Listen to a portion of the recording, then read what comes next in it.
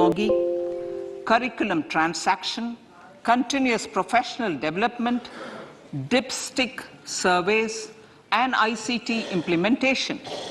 The District Institute of Education and Training will be developed as vibrant institutes of excellence for this purpose.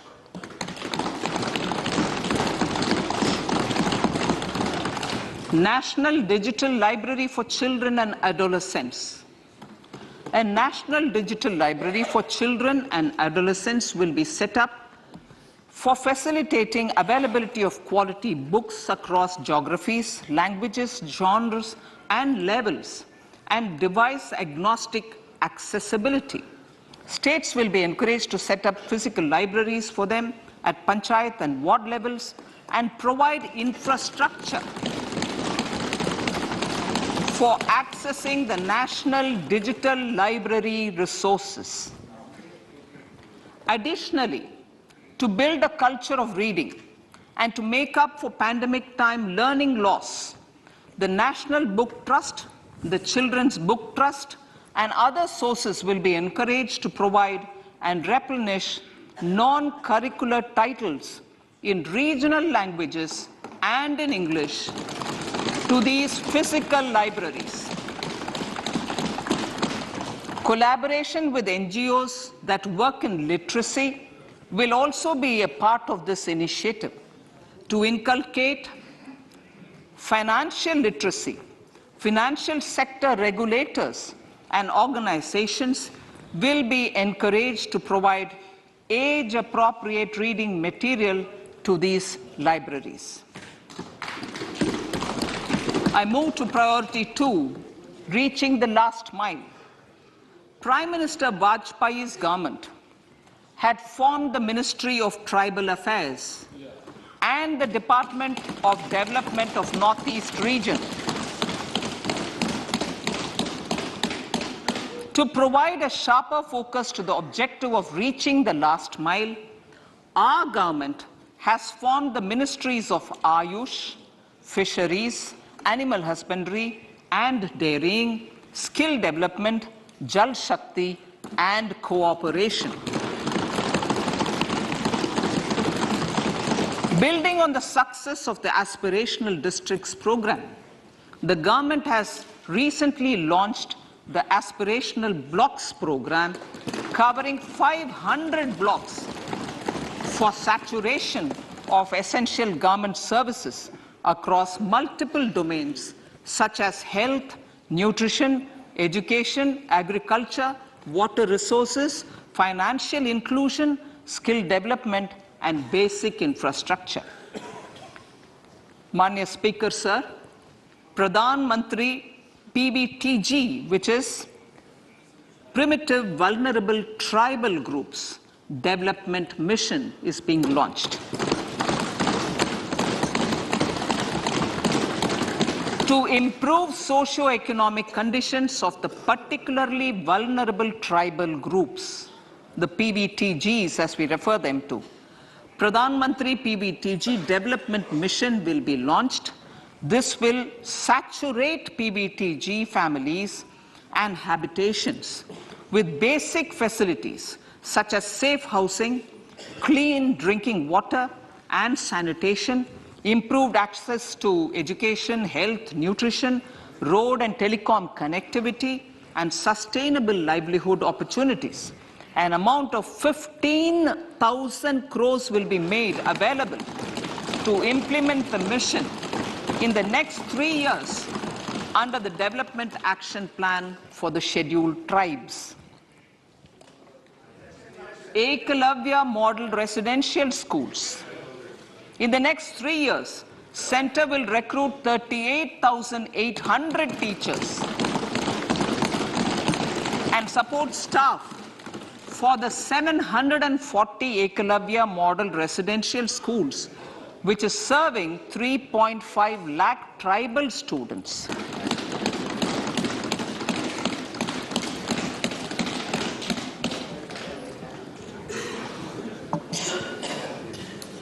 In the drought-prone central regions of Karnataka, Central assistance of 5,300 crore will be given to Upper Bhadra project to provide sustainable micro irrigation and filling up of surface tanks for drinking water. PM Awas Yojana. The outlay for PM Awas Yojana is being enhanced by 66% to over 79,000 crores. Bharat Shared Repository of Inscriptions will be set up in a digital epigraphy museum with digitization of 1 lakh ancient inscriptions in the first stage. Support for poor prisoners. For poor persons who are in prisons and unable to afford the penalty or the bail amount, required financial support will be provided. Priority number 3, infrastructure and investment. Investments in infrastructure and productive capacity have a large multiplier impact on growth and employment. After the subdued period of the pandemic, private investments are growing again. The budget takes the lead once again to ramp up the virtuous cycle of investment and job creation. Honorable Speaker, sir, the capital investment outlay is being increased steeply for the 3rd year in a row by 33% to 10 lakh crores, which would be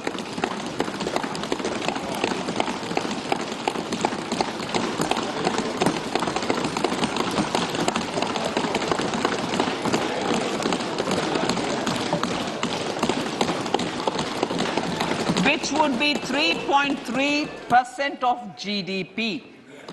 This will almost be 3 times the outlay made in 2019-20.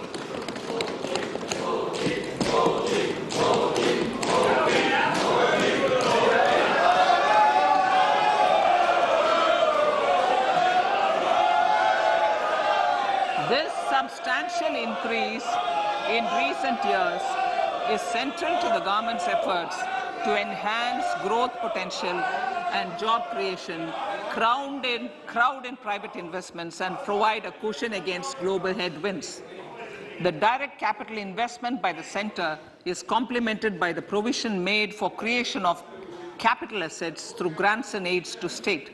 The effective capital expenditure of the center is budgeted at 13.7 lakh crore rupees, which will be 4.5% of GDP. Support to state governments for capital investment. I have decided to continue the 50-year interest-free loan to state governments for 1 more year to spur investment in infrastructure and to incentivize them for complementary policies actions with a significantly enhanced outlay of 1.3 lakh crores. The newly established Infrastructure Finance Secretariat will assist all stakeholders for more private investment in infrastructure, including railways, roads, urban infrastructure, and power, which are predominantly depend on public resources.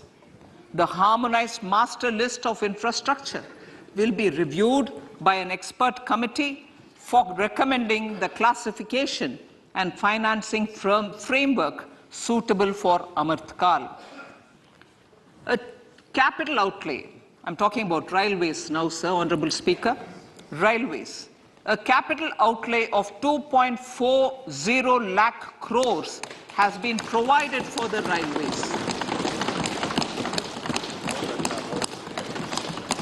This is the highest ever outlay this highest ever outlay is about 9 times the outlay made in 2013-14.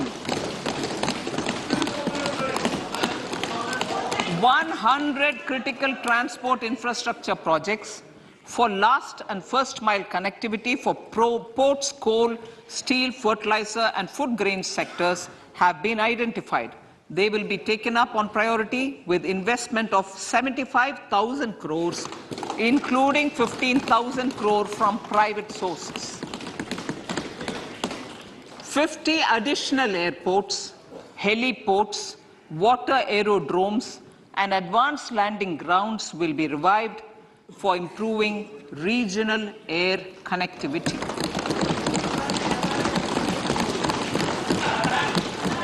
Sustainable cities for tomorrow.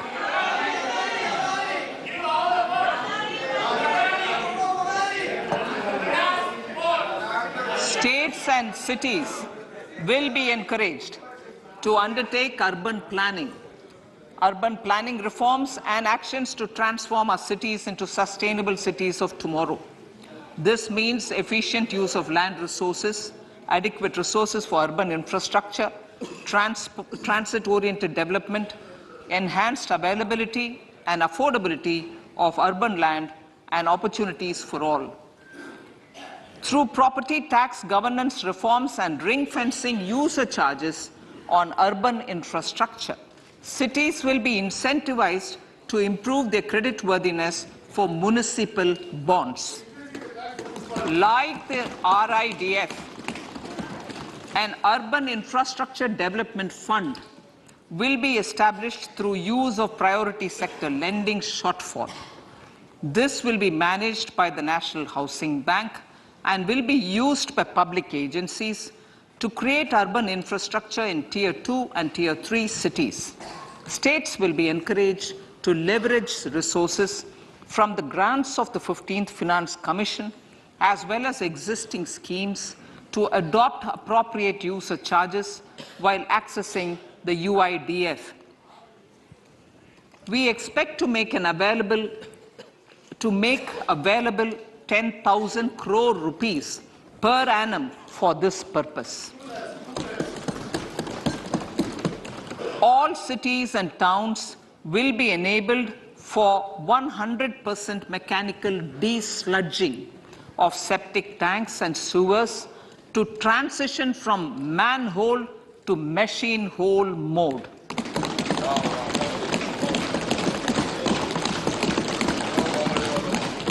Enhanced focus will be provided for scientific management of dry and wet waste. Honorable Speaker, sir, our Prime Minister had said, good governance is the key to a nation's progress. Our government is committed to providing a transparent and accountable administration which works for the betterment and welfare of common citizens. Mission Karma Yogi. Under Mission Karma Yogi, centre, states and the union territories are making and implementing capacity building plans for civil servants. The government has also launched an integrated online training platform, I Got Karma Yogi, to provide continuous learning opportunities for lakhs of government employees to upgrade their skills and facilitate people-centric approach. Sir, for enhancing ease of doing business, more than 39,000 compliances have been reduced and more than 3,400 legal provisions have been decriminalized. For furthering the trust-based governance, we have introduced the Jan Vishwas Bill to amend 42 central acts. This budget proposes a series of measures to unleash the potential of our economy. Centers of Excellence for Artificial Intelligence. For realizing the vision of Make AI in India and Make AI Work for India, 3 centers of excellence for artificial intelligence will be set up in top educational institutions. Leading industry players will partner in conducting interdisciplinary research, develop cutting-edge applications, and scalable problem solutions in the areas of agriculture, health, and sustainable cities. This will galvanize an effective AI ecosystem and nurture quality human resources in the field. National Data Governance Policy. To unleash innovation and research by startups and academia, a national data governance policy will be brought out. This will enable access to anonymized data. The KYC process will be simplified, adopting a risk-based instead of one-size-fits-all approach. The financial sector regulators will also be encouraged to have a KYC system fully amenable to meet the needs of digital India. One-stop solution for identity and address updating. A one-stop solution for reconciliation and updating of identity and address of individuals maintained by various government agencies, regulators, and regulated entities will be established using DigiLocker service and Aadhaar as foundational identity. Speaker, sir, common business identifier. For the business establishments required to have a permanent account number, the PAN will be used as the common identifier for all digital systems of specified government agencies. This will bring ease of doing business, and it will be facilitated through a legal mandate. For obviating the need for separate submission of same information to different government agencies, a system of unified filing process will be set up. Such filing of information or return in simplified forms on a common portal will be shared with other agencies as per the filer's choice. Vivad Se Vishwas 1, relief for MSMEs. In cases of failure by MSMEs to execute contracts during the COVID period, 95% of the forfeited amount relating to the bid or performance security will be returned to them by government and government undertakings. This will provide relief to the MSMEs.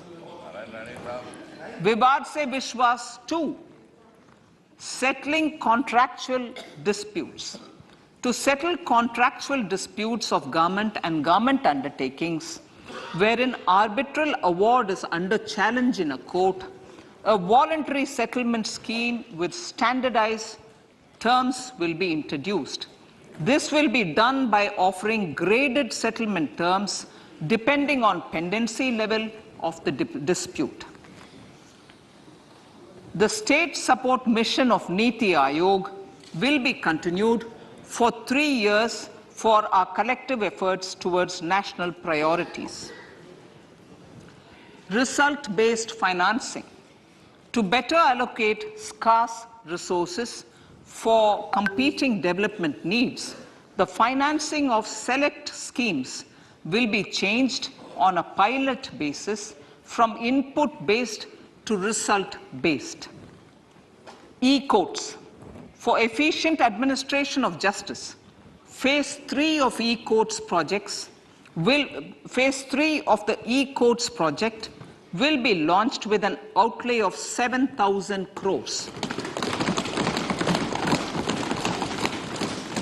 Fintech services in India have been facilitated by our digital public infrastructure, including Aadhaar, PM Jan Dhan Yojana, Video, KYC, India Stack, and UPI.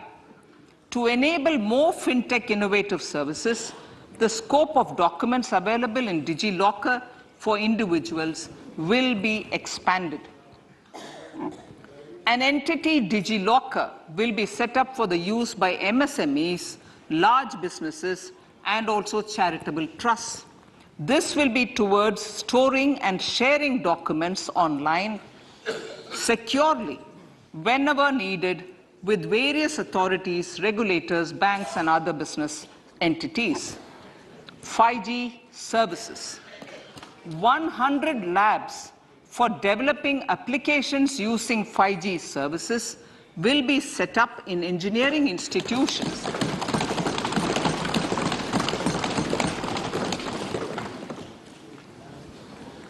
To realize a new range of opportunities, business models, and employment potential. The labs will cover, among others, applications such as smart classrooms, precision farming, intelligent transport systems, and healthcare applications. Lab-grown diamonds. Lab-grown diamonds is a technology and innovation-driven emerging sector with high employment potential. These environment-friendly diamonds, which have optically and chemically the same properties as natural diamonds. To encourage indigenous production of LGD, lab-grown diamond seeds and machines, and to reduce import dependency, a research and development grant will be provided to one of the IITs for 5 years. To reduce the cost of production, a proposal to review the custom duty on LGD seeds will be indicated in Part B of the speech. I come to the fifth priority, Honorable Speaker, sir, green growth. Honorable Prime Minister has given a vision for life or lifestyle for environment to spur a movement of environmentally conscious lifestyle. India is moving forward firmly for the Panchamrit, the net zero carbon emission by 2070 to usher in green industrial and economic transition. This budget builds on our focus on green growth. The recently launched National Green Hydrogen Mission, with an outlay of 19,700 crores, will facilitate transition of the economy to low carbon intensity, reduce dependence on fossil fuel imports, and make the country assume technology and market leadership in this sunrise sector. Our target is to reach an annual production of 5 MMT by 2030. Energy transition. This budget provides for 35,000 crores for priority capital investment towards energy transition and net zero objectives and energy security by Ministry of Petroleum and Natural Gas. To steer the economy on sustainable development path, battery energy storage systems with capacity of 4,000 MWh will be supported with viability gap funding. A detailed framework for pumped storage projects will also be formulated. Renewable energy evacuation. The interstate transmission system for evacuation and grid integration of 13 gigawatt renewable energy from Ladakh will be constructed with investment of 20,700 crores, including central support of 8,300 crores. Green Credit Program. For encouraging behavioral change, a green credit program will be notified under the Environment Protection Act. This will incentivize environmentally sustainable and responsive actions by companies, individuals, and local bodies, and help mobilize additional resources for such activities. PM Program for Restoration, Awareness, Nourishment, and Amelioration of Mother Earth, PM Pranam, will be launched to incentivize states and union territories to promote alternative fertilizers and balanced use of chemical fertilizers. Go Bardhan scheme, 500 new waste to wealth plants under Go Bardhan, galvanizing organic bio-agro resources done. Go Bardhan scheme will be established for promoting circular economy. These will include 200 compressed biogas plants, including 75 plants in urban areas, and 300 community or cluster-based plants at a total investment of 10,000 crores. I will refer to this in Part B also. In due course, a 5% CBG mandate will be introduced for all organizations marketing natural and biogas. For collection of biomass and distribution of biomanure, appropriate fiscal support will also be provided. Bharatiya Prakritik Kheti Bio Input Resource Centers. Over the next 3 years, we will facilitate 1 crore farmers to adopt natural farming. For this, Honorable Speaker, 10,000 bio-input resource centers will be set up, creating a national-level distributed micro-fertilizer and pesticide manufacturing network. Mishti.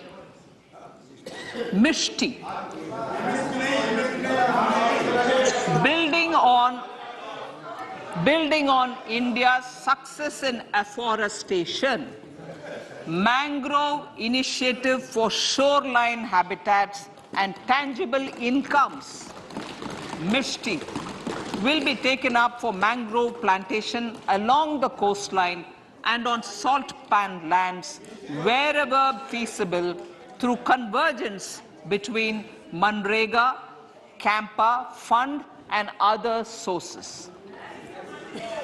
Amrit Dharohar. Wetlands are vital ecosystems which sustain biological diversity. In his latest Mann Ki Baat, the Prime Minister said, now, I quote, now the total number of Ramsar sites in our country has increased to 75, whereas before 2014, there were only 26, unquote. Local communities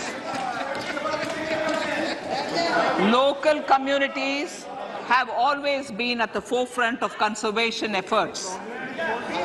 The government will promote their unique conservation values through Amrit Dharohar, a scheme that will be implemented over the next 3 years to encourage optimal use of wetlands and enhance biodiversity, carbon stock, ecotourism opportunities, and income generation for local communities. Coastal shipping. Coastal shipping will be promoted as the energy efficient and lower cost mode of transport, both for passengers and freight, through PPP mode with viability gap funding. Vehicle replacement. Vehicle replacement is an important continuing policy, replacing the old political,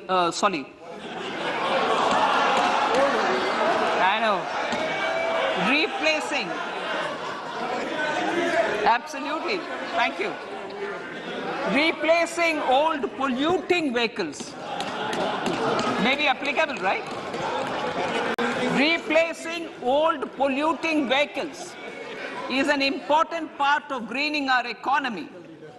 In furtherance of the vehicle scrapping policy mentioned in Budget 21-22, I have allocated adequate funds to scrap old vehicles of the central government. States will also be supported in replacing old vehicles and old state ambulances. Honorable Speaker, sir, I move to priority 6, youth power. To empower our youth and help the Amrit PD realize their dreams, we have formulated the national education policy, which is very wide in its scope, but one of the things is also to focus on skilling, adopted economic policies that facilitate job creation at scale and have supported business opportunities. Pradhan Mantri Kaushal Vikas Yojana. Pradhan Mantri Kaushal Vikas Yojana 4.0 will be launched to skill lakhs of youth within the next 3 years. On-job training, industry partnership, and alignment of courses with needs of industry will be emphasized. The scheme will also cover new age courses for Industry 4.0 like coding, AI, robotics, mechatronics, IoT, 3D printing, drones, and other soft skills. To skill youth for international opportunities, 30 Skill India international centers will be set up across different states. The digital ecosystem for skilling will be further expanded with the launch of a unified Skill India digital platform for enabling demand-based formal skilling, linking with employers including MSMEs, and facilitating access to entrepreneurship schemes.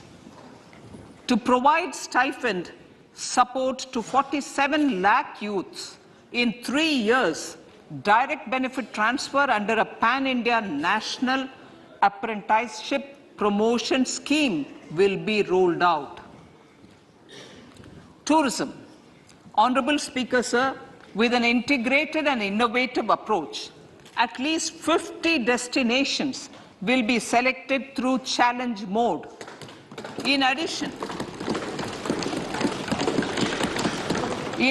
to aspects such as physical connectivity, virtual connectivity, tourist guides, high standards for food streets, and tourist security, all the relevant aspects would be made available on an app to enhance tourist experience. Every destination would be developed as a complete package. The focus of development of tourism would be on domestic as well as foreign tourists.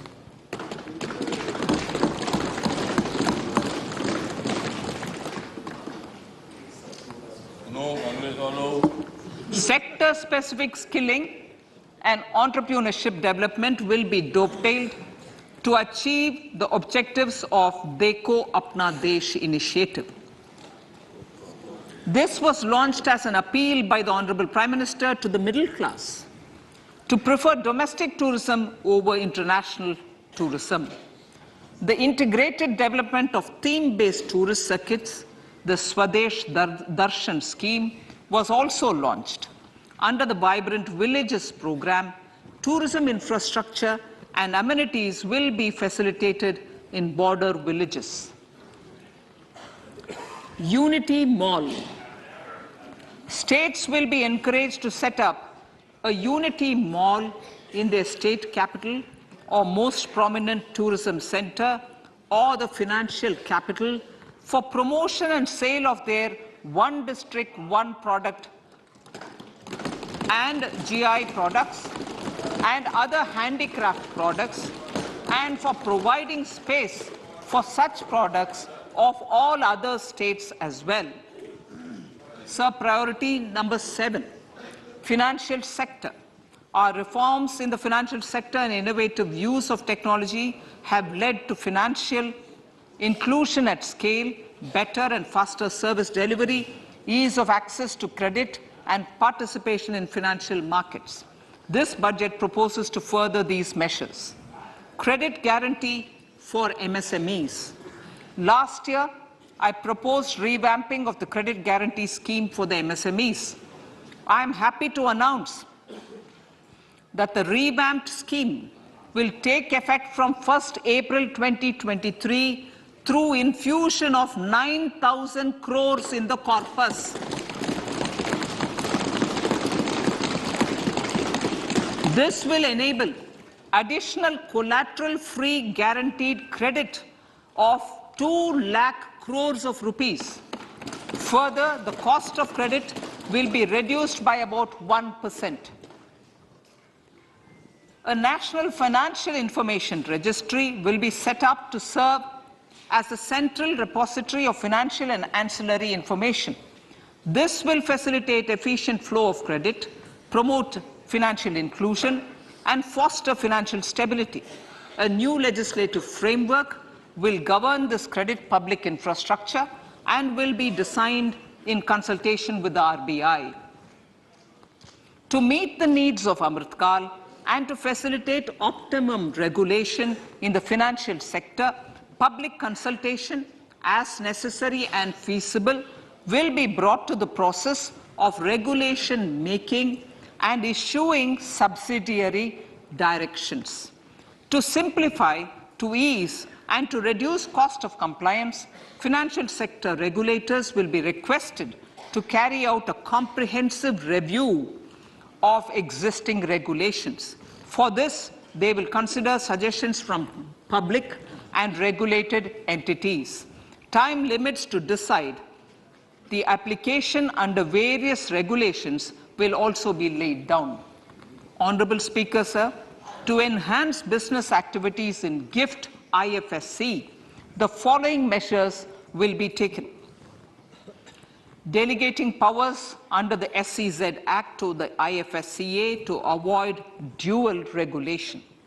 Setting up a single window IT system for registration and approval of IFSCA, SEZ authorities, GSTN, RBI, SEBI, and IRDAI. Permitting acquisition financing by IFSC banking units of foreign banks. Establishing a subsidiary of Exim Bank for trade refinancing. Amending IFSCA Act for statutory provisions for arbitration, ancillary services, and avoiding dual regulation under the SEZ Act, and recognizing offshore derivative instruments as valid contracts. Honorable Speaker, sir, data embassy. For countries looking for digital continuity solutions, we will facilitate setting up of their data embassies in GIFT IFSC.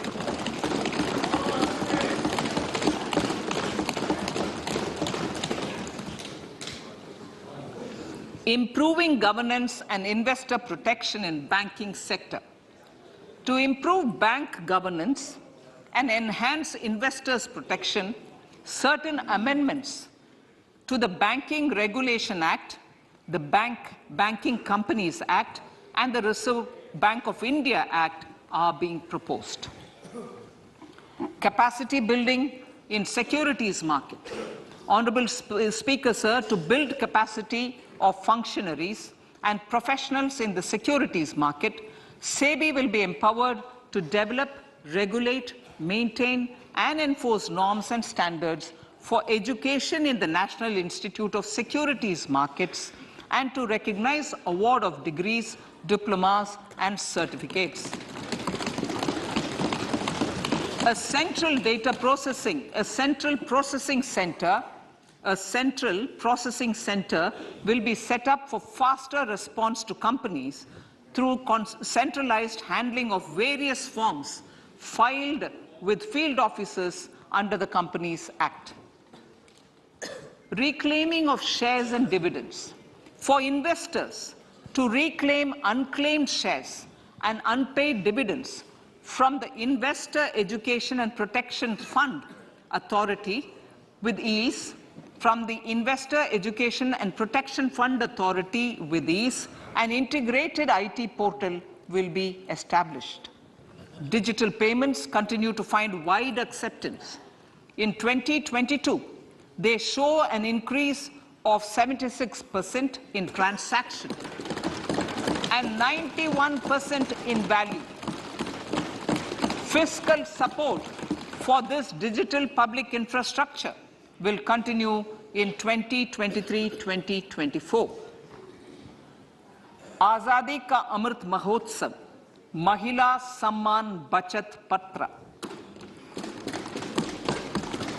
For commemorating Azadi Ka Amrit Mahotsav, a one-time new small savings scheme, Mahila Samman Savings Patra or Savings Certificate, Mahila Samman Savings Certificate will be made available for a 2-year period up to March 2025. This will offer deposit facility up to 2 lakh in the name of a woman or girls for a tenor of 2 years at fixed interest rate of 7.5% with partial withdrawal option. Senior citizens. The maximum deposit limit for senior citizens savings scheme will be enhanced from 15 lakh to 30 lakhs of rupees. The maximum deposit limit for monthly income account scheme will be enhanced from 4.5 lakh to 9 lakh for single account and from 9 lakh to 15 lakh for joint account. Honorable Speaker, sir, fiscal management. 50 years interest-free loan to states. The entire 50-year loan to states has to be spent on capital expenditure within 2023-24. Most of this will be at the discretion of the states, but a part will be conditional on states increasing their actual capital expenditure. Parts of the outlay will also be linked to or allocated for the following purposes: scrapping old government vehicles, urban planning reforms and actions, financing reforms in urban local bodies to make them credit-worthy for municipal bonds, housing for police personnel above or as part of the police station, constructing unity malls, children and adolescent libraries and digital infrastructure, and state share of capital expenditure of central schemes. Honorable Speaker, sir, fiscal deficit of states. States will be allowed a fiscal deficit of 3.5% of GSDP, of which 0.5% will be tied to power sector reforms. Revised estimates 2022 to 2023. The revised estimate, Honorable Speaker, sir, of the total receipts other than borrowing is 24.3 lakh crores, of which the net tax receipts are 20.9 lakh crores. The revised estimate of the total expenditure is 41.9 lakh crores of rupees, of which the capital expenditure is about 7.3 lakh crores. The revised estimate of the fiscal deficit is 6.4% of GDP, adhering to the budget estimate. So budget estimates of 2023-24. Coming to 2023-24, the total receipts other than borrowings and the total expenditure are estimated at 27.2 lakh crores and 45 lakh crores respectively. The net tax receipts are estimated at 23.3 lakh crores. The fiscal deficit is estimated to be 5.9% of the GDP. In my budget speech for 21-22, I had announced that we plan to continue the path of fiscal consolidation, reaching a fiscal deficit of below 4.5% by 2025-26, with a fairly steady decline over the period. We have adhered to this path, and I reiterate my intention to bring the fiscal deficit below 4.5% of GDP by 2025-26. To finance the fiscal deficit in 2023-24, the net market borrowings from dated securities are estimated at 11.8 lakh crores. The balance financing is expected to come from small savings and other sources. The gross market borrowings are estimated at 15.43 lakh crores of rupees. Honorable Speaker, sir, I now move to Part B.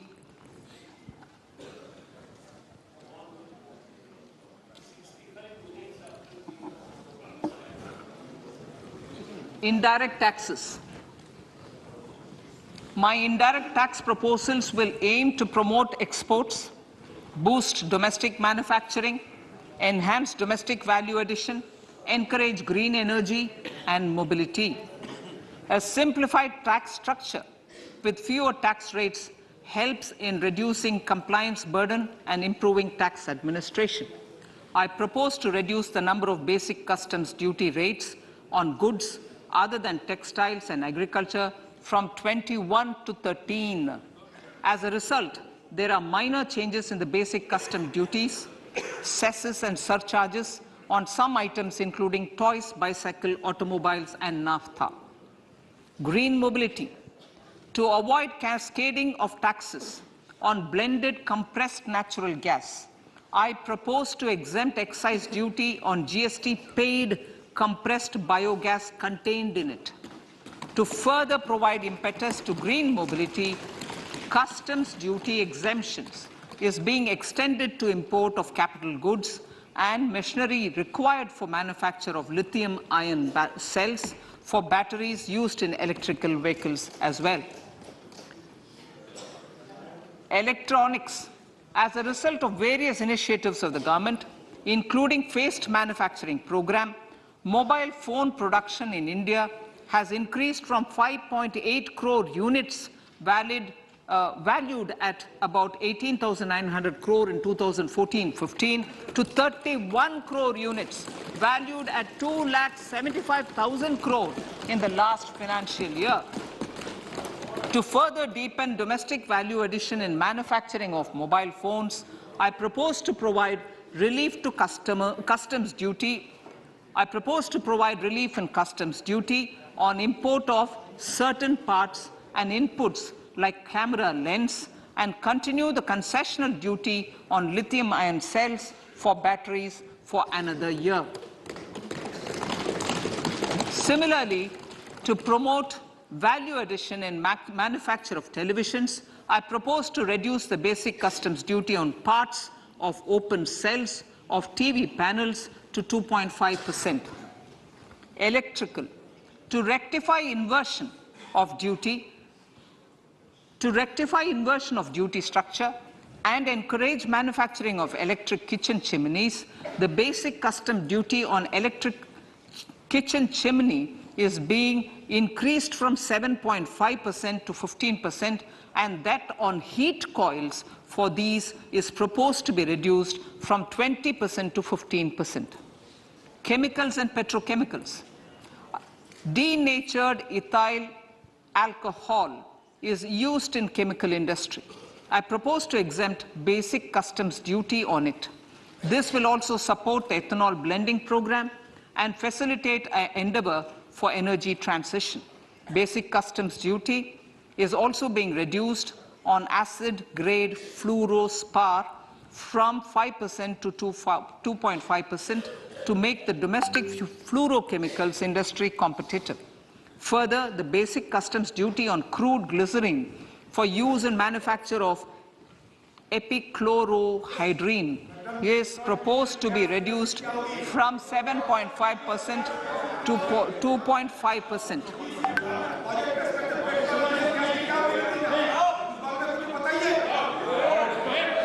Marine products.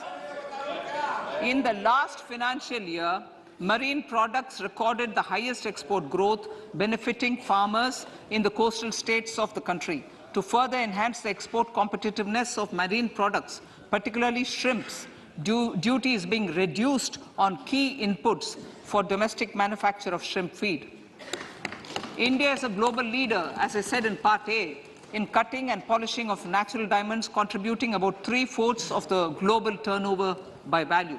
With the depletion of deposits of natural diamonds, the industry is moving towards lab-grown diamonds, and it holds huge promise. To seize this opportunity, I propose to reduce the basic customs duty on seeds used in their manufacture. Custom duties on door or dore and bars of gold and platinum were increased earlier this fiscal. I propose to increase the duties on articles made therefrom to enhance the duty differential. I also propose to increase the import duty on silver doors, bars and articles to align them with that on gold and platinum. To facilitate availability of raw materials for the steel sector, exemptions from basic custom duty on raw materials for manufacture of CRGO steel, ferrous scrap and nickel cathode is being continued. Similarly, the concessional BCD of 2.5% on copper scrap is also being continued to ensure the availability of raw materials for secondary copper producers who are mainly in the MSME sectors. Compounded rubber. The basic custom duty rate on compounded rubber is being increased from 10% to 25% or 30 kg, whichever is lower, at par with that of natural rubber other than latex to curb circumvention of duty. Cigarettes. National calamity contingent duty on specified cigarettes was last revised 3 years ago. This is proposed to be revised upwards by about 16%. Direct taxes. I now come to my direct tax proposals. Honourable Speaker, these proposals aim to maintain continuity and stability of taxation, further simplify and rationalize various provisions to reduce the compliance burden, promote the entrepreneurial spirit and provide tax relief to citizens. It has been constant endeavour of the Income Tax Department to improve taxpayer services by making compliance easy and smooth. Our taxpayers portal received a maximum of 72 lakh returns in a day, processed more than 6.5 crore returns this year. Average processing period reduced from 93 days in financial year 13-14 to 16 days only now. And 45% of the returns were processed within 24 hours. We intend to further improve this, roll out the next generation common IT return form for taxpayer convenience, and also plan to strengthen the grievance redressal mechanism. MSMEs and professionals. MSMEs are growth engines of our economy. Micro enterprises with turnover up to 2 crore of rupees and certain professionals with turnover of up to 50 lakh rupees can avail the benefit of presumptive taxation. I propose to provide enhanced limits of 3 crore and 75 lakh respectively to the taxpayers whose cash receipts are no more than 5%. Whose cash receipts are no more than 5%. Moreover, to support MSMEs in timely receipt of payments, I propose to allow deduction for expenditure incurred on payments made to them only when payment is actually made. Cooperation. Cooperation is a value to be cherished. In realizing our Prime Minister's goal for Sehkar Se Samriddhi and his resolve to connect the spirit of cooperation with the spirit of Amrit Kal, in addition to the measures proposed in Part A, I have a slew of proposals for the cooperation sector. First, new cooperatives that commence manufacturing activities till 2024, 31st March, shall get the benefit of a lower tax rate of 15%, as is presently available to new manufacturing companies.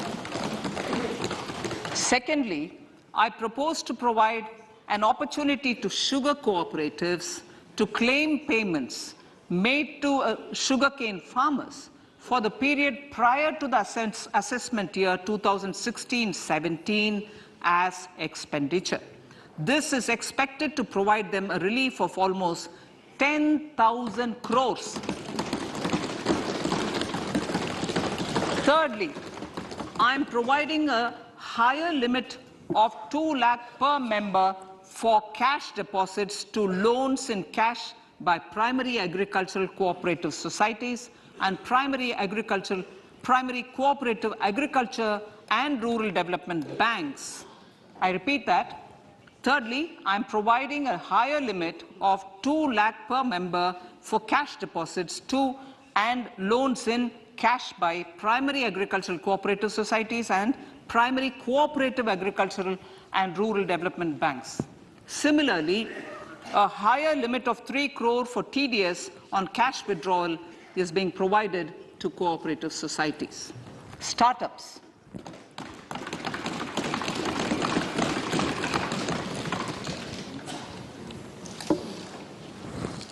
Entrepreneurship is vital for a country's economic development.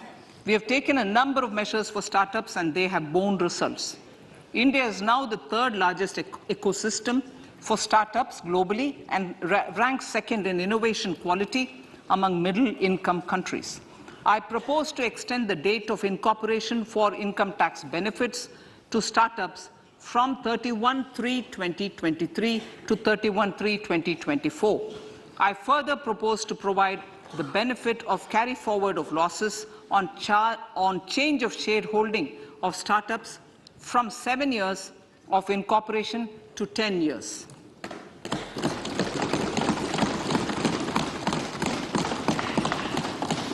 To reduce the pendency of appeals at commissioner level, I propose to deploy about 100 joint commissioners for disposal of small appeals. We shall also be more selective in taking up cases for scrutiny of returns already received this year. Better targeting of tax concessions. For better targeting of tax concessions and exemptions, I propose to cap deduction from capital gains on investment in residential house under Section 54 and Section 54F to 10 crores. Another proposal with similar intent is to limit income tax exemption from proceeds of insurance policies with very high value. Rationalization. Honourable Speaker, sir, there are a number of proposals relating to rationalization and simplification.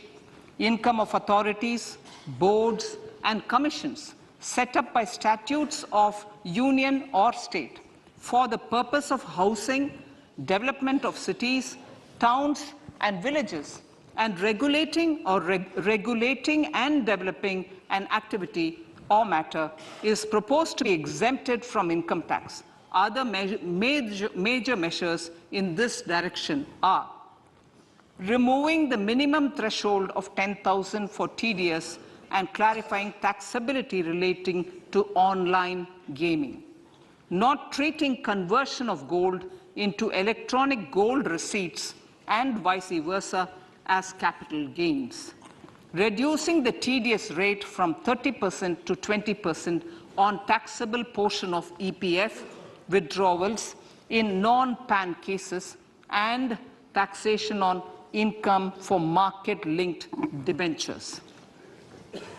Other major proposals in the finance bill relate to the following: extension of period of tax benefits to funds relocating to IFSC, GIFT City till 31/3/2025, decriminalization under Section 276A of the Income Tax Act, allowing carry forward of losses on strategic disinvestment, including that of IDBI Bank, and providing EEE status to Agniveer Fund.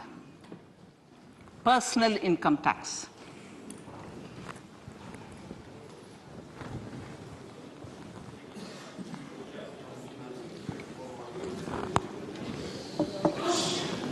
Now I come to what everyone is waiting for.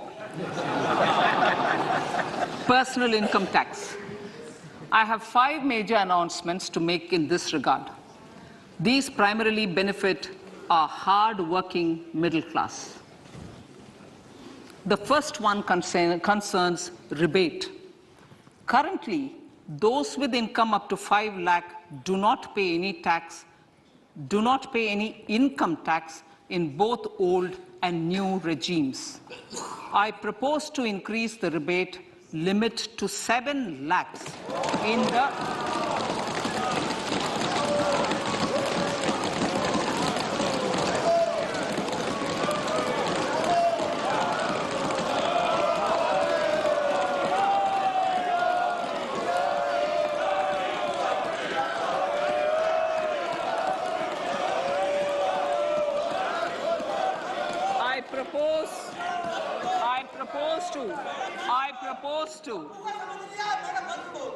propose to increase the rebate limit to 7 lakh in the new tax regime. Thus, persons in the new tax regime with income up to 7 lakhs will not have to pay any tax at all. The second proposal relates to middle-class individuals.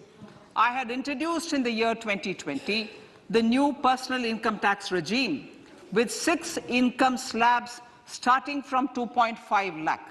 I propose to change the tax structure in this regime by reducing the number of slabs to 5 and increasing the tax exemption limit to 3 lakhs. The new tax rates are 0 to 3 lakh, nil. 3 to 6 lakhs, 5%. 6 to 9 lakhs, 10%. 9 to 12 lakh, 15%. 12 to 15 lakhs, 20%. And above 15 lakhs, 30%. This will provide major relief to all taxpayers in the new regime. An individual with an annual income of 9 lakhs will be required to pay only 45,000 rupees. This is only 5% of his or her income. It is a reduction of 25% on what he or she is required to pay now. That is 60,000. So in the place of 60,000, it is now only 45,000.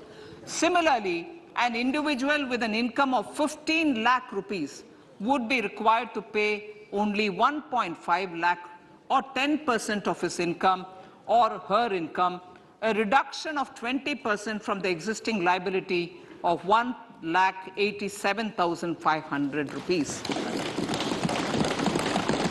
My third proposal is for the salaried class and the pensioners, including family pensioners, for whom I propose to extend the benefit of standard deduction to the new tax regime. Each salaried person with an income of 15.5 lakh rupees or more will thus stand to benefit by 52,500 rupees. My fourth announcement in personal income tax is regarding the highest tax rate, which in our country is 42.74%. This is among the highest in the world. I propose to reduce the highest surcharge. Rate from 37% to 25% in the new tax regime.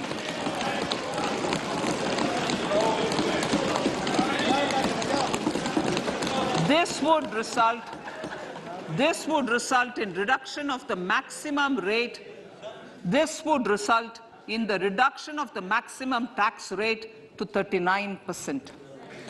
Lastly, the limit of 3 lakh rupees for tax exemption on leave encashment on retirement of non-government salaried employees was last fixed in the year 2002, when the highest basic pay in the government was only 30,000 rupees per month. In line with the increase in the government salaries, I am proposing to increase this limit to 25 lakh rupees.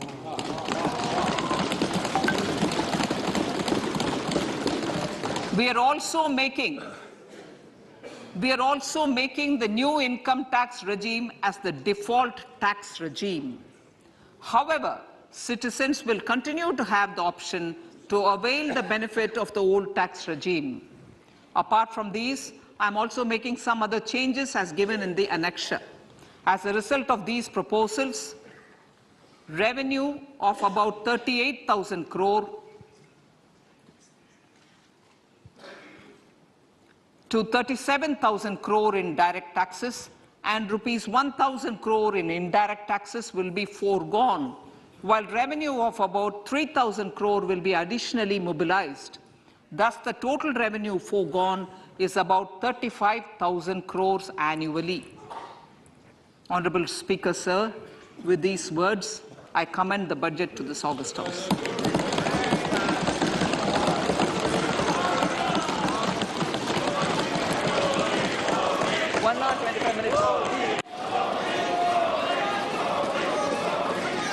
item number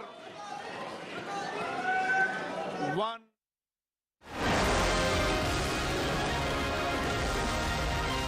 लहलहाती फसल, भरे पूरे खेत खलिहान, हर किसान का बस यही अरमान। लेकिन कभी बारिश, कभी बिजली, कभी ओला, कभी सूखा। भैया खेती में तो जोखिम रहता ही है, अब क्या करें? अब प्रकृति का कोनो उपाय है का? प्रकृति का तो नहीं।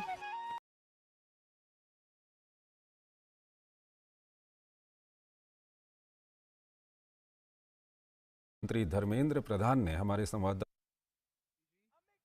all set to address the students, interact with them, take their questions in the 6th edition of Pariksha Pe Charcha. महान शिक्षाविद, हम सबके प्रेरणा स्रोत, युवा दिलों की धड़कन, मार्गदर्शक, दूरदृष्टा, भारत के अत्यंत लोकप्रिय प्रधानमंत्री माननीय श्रीमान नरेंद्र मोदी जी का परीक्षा पे चर्चा 2023 में हार्दिक स्वागत, वंदन, कोटि कोटि अभिनंदन।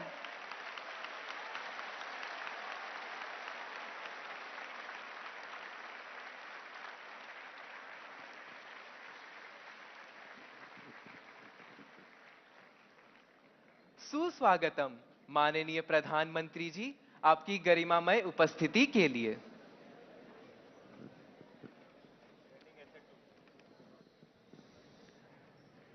परीक्षा पे चर्चा 2023 के पावन अवसर पर माननीय शिक्षा मंत्री भारत सरकार श्रीमान धर्मेंद्र प्रधान जी को सादर आमंत्रित कर रही हूं। कृपया हम सबके प्रिय राष्ट्रीय गौरव माननीय प्रधानमंत्री जी के सम्मान में स्वागत भाषण हेतु मंच पर पधारें। माननीय शिक्षा मंत्री भारत सरकार।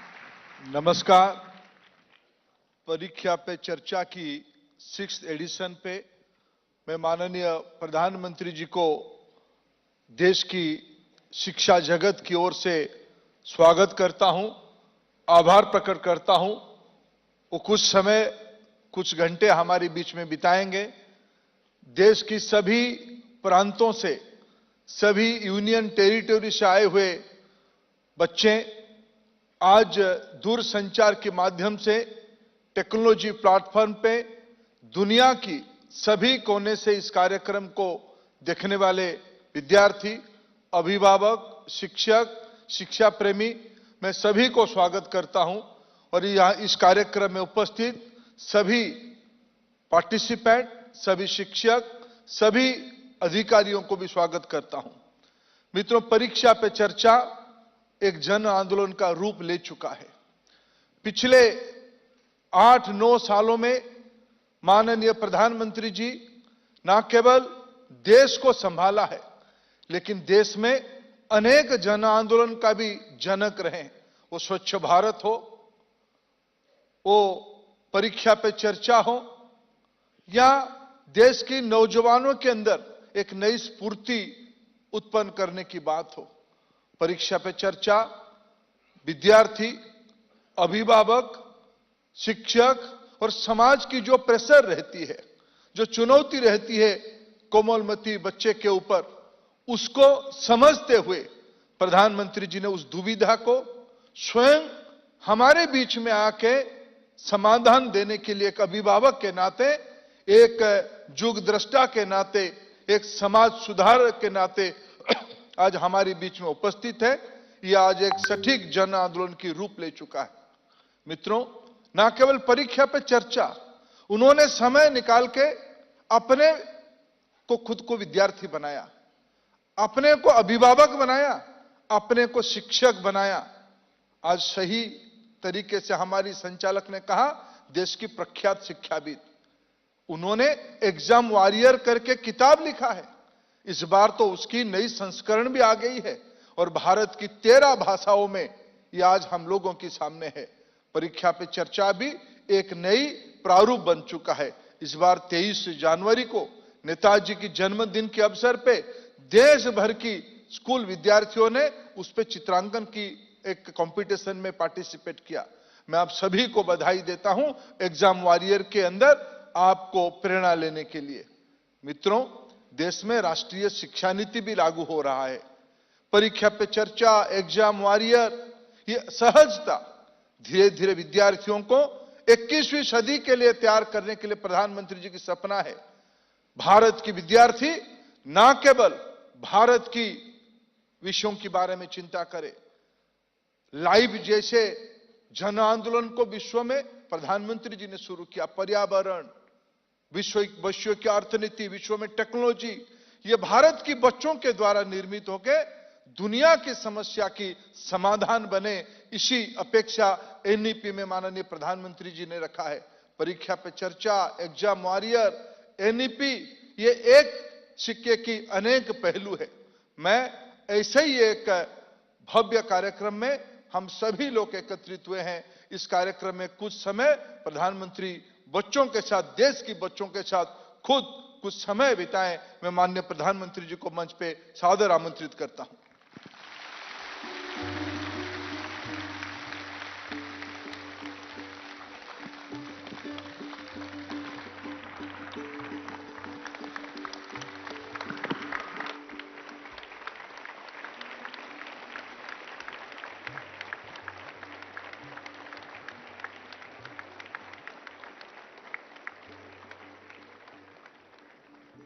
नमस्ते।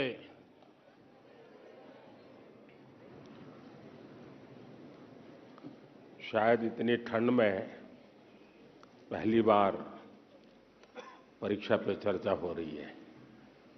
आमतौर पर फरवरी में करते हैं, लेकिन अब विचार आया कि आप सबको 26 जनवरी का भी लाभ मिले।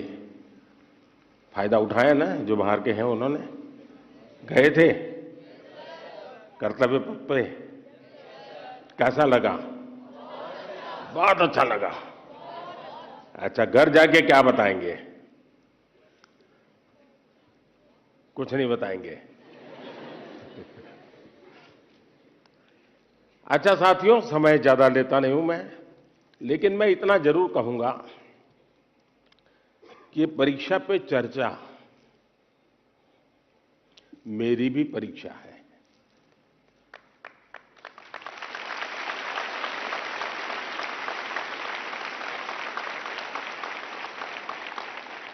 और देश के कोटि कोटि विद्यार्थी मेरी परीक्षा ले रहे हैं, और मुझे ये परीक्षा देने में खुशी होती है, आनंद आता है, क्योंकि मुझे जो सवाल मिलते हैं लाखों की तादाद में, बहुत प्रोएक्टिवली बच्चे सवाल पूछते हैं, अपनी समस्या बताते हैं, व्यक्तिगत पीड़ा भी बताते हैं। मेरे लिए बड़ा सौभाग्य है कि मेरे देश का युवा मन क्या सोचता है, किन उलझनों से गुजरता है, देश से उसकी अपेक्षाएं क्या है, सरकारों से उसकी अपेक्षाएं क्या है, उसके सपने क्या है, संकल्प क्या है। यानी सचमुच में मेरे लिए ये बहुत बड़ा खजाना है। और मैं तो मेरी सिस्टम को कहा हुआ है कि इन सारे सवालों को इकट्ठा करके रखिए। कभी 10-15 साल के बाद मौका मिलेगा तो उसको सोशल साइंटिस्टों के द्वारा उसका एनालिसिस करेंगे। और पीढ़ी बदलती जाती है, वैसे स्थितियां जैसे बदलती जाती हैं, वैसे उनके सपने, उनके संकल्प, उनकी सोच कैसे बहुत माइक्रो तरीके से बदलती है। इसका एक बहुत बड़ा थीसिस, शायद ही इतना सैंपल किसी के पास नहीं होगा जी तक। आप लोग मुझे सवाल पूछ करके भेजते हैं। चलिए, लंबी बातें नहीं करते हैं। मैं चाहूंगा कि कहीं से शुरू करें, ताकि हर बार मेरे पर एक शिकायत आती है कि साहब ये कार्यक्रम बहुत लंबा चलता है। आपका क्या मत है? लंबा चलता है? लंबा चलना चाहिए? अच्छा, मुझे और कोई काम करना नहीं है। अच्छा ठीक है, आप ही के लिए हूं, बताइए क्या करेंगे। कौन पहले पूछते हैं? दुनिया को बदलने की तमन्ना हो अगर, दुनिया को बदलने की तमन्ना हो अगर, दुनिया को नहीं खुद को बदलना सीखे। माननीय प्रधानमंत्री जी, आपका प्रेरक एवं ज्ञानवर्धक उद्बोधन सदैव हमें सकारात्मक ऊर्जा एवं विश्वास से भर देता है। आपके बृहद अनुभव एवं ज्ञानपूर्ण मार्गदर्शन की हम सब उत्सुकता से प्रतीक्षा कर रहे हैं। माननीय, आपके आशीर्वाद एवं